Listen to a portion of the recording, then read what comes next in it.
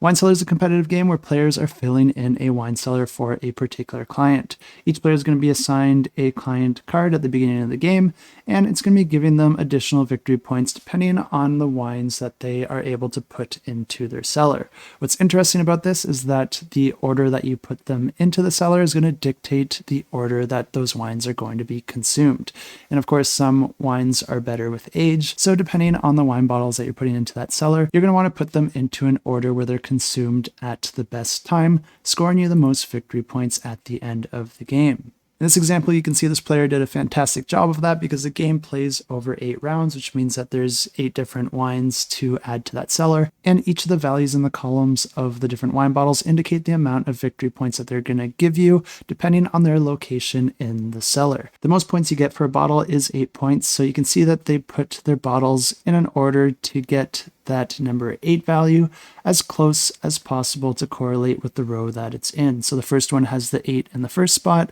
and the 8th one has the 8 in the final spot. They weren't able to get everyone lined up with the corresponding value, but that is the challenge of the game. If you want to learn more, I'll have links to this campaign in the description below where you can check out all 4 games, and don't forget that you can subscribe if you want to get notified once it launches.